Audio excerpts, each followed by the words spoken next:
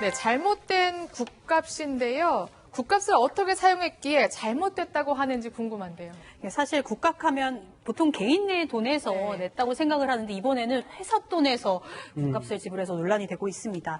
아내와 남편이 문제였는데요. 아내가 36살 아내였는데 남편 회사에 입사를 하면서 원래 내연 관계였다고 합니다. 그래서 사실혼 관계를 거쳐서 실제로 혼인신고를 했는데 이 과정에서 좀 여러 고민이 있을 때마다 평소 알고 지내던 무속인을 찾아서 자신에 대한 그 고민 상담도 하고 또 국과 기도를 올리기를 좀 부탁을 했다고 하는데 이 횟수가 보통이 아니었습니다. 343차례에 걸쳐서요. 네. 5억 1천만 원을 국값으로 썼는데 와. 사실 일반 사람들이 쓸 수 없는 굉장한 큰 액수잖아요. 그러니까 돈이 모자르니까 회사 자금에서 자금 관리 담당을 맡던 그 남편에게 부탁을 해서 이 회사 돈으로 자금을 횡령해서 국값으로 지불하게 된 겁니다. 그렇군요.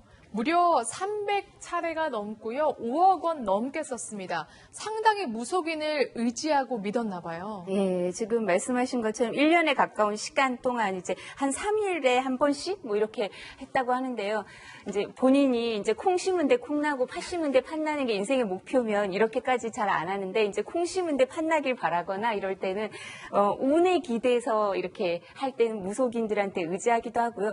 사실 제 주변에 이제 정치인들하고 기업가가 많은데 그분들도 이런 데 관심이 많은데 정말요? 근데 왜냐하면 그거는 뭐 이분은 어떤지 모르겠지만 본인이 한 그 행동에 대해서 그대로 결과가 나오는 게 아니라 다른 일에 영향을 많이 받거나 운에 좌우된다고 생각하면 이렇게 많이 물어보게 되는데요.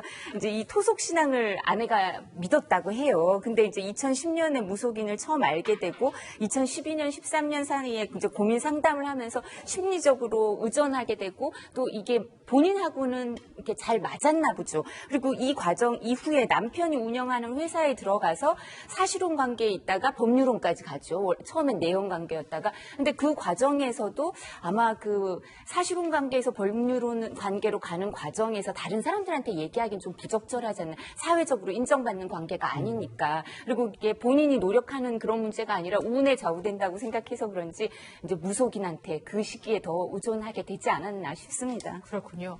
하지만 꼬리가 길면 잡히는 법이죠. 아내의 횡령이 들통났습니다. 그런데 사면초가 상황이어서 그런지 무속인에게 이렇게 다 돌렸다면서요, 책임을요. 그러니까 그 5억 이상이 막 특가법이 적용되는 걸 알고 있는데요. 돈을 많이 썼어요. 그런데 횡령한 이유가 무속인이 시켜서 회사 돈도 써라 이렇게 썼다는 얘기인데 제 친구의 그 무속인 하나 있습니다. 애기동자라고. 그런데 목소리도 변해요. 목소리도 애기동자로 변하는데 그걸 마음의 심리를 약하게 하게 되면은 여기는 앵커님들도 속아 넘어가요. 그러니까 그분이 343차례 싼 거예요. 보통 300, 400도 있어요. 네. 100만 원, 200만 원 아닙니다. 그러니까는 이 여자분은 무속인의 말을 믿다 보니까는 회사 때문에 횡령했는데 그거를 무속인이 시켰다. 공범이지 않습니까? 네. 그래가지고 무속인도 아마 같이 기소를 했던 것 같습니다. 그렇군요. 네. 아내는 횡령, 무속인은 횡령 교사 혐의로 기소가 된 건데 그러면 법원의 판단은 어땠나요? 법원의 판단은요, 이 아내에 대해서는 유죄, 네. 그리고 무속인에 대해서는 무죄를 선고했어요. 근데 어떻게 보면은 이 아내가 무속인한테 속은 건데, 네. 그거를 무속인을 무죄로 하는 것이 옳은 것이냐, 뭐 이런 논란이 있을 수 있죠. 그런 어떤 의심도 들 수 있고. 그런데 이렇게 봤어요. 오히려 무속인이 시켰다기보다는 이 아내가 무속인한테 책임을 떠넘기는 거 아니냐. 이렇게 봤거든요, 법원에서는.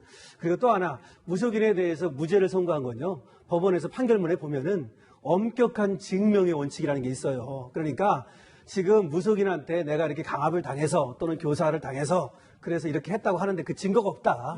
검찰이 낸 증거를 보니까 무속인이 억지로 뭐 시켰다든가 내지는 나한테 돈을 갖고 와라. 너 그러지 않으면 니네 집에 무슨 일이 생긴다. 뭐 이렇게 한 증거가 없다. 이렇게 봤습니다. 네. 그래서 마지막으로 이거 의지하지 마십시오.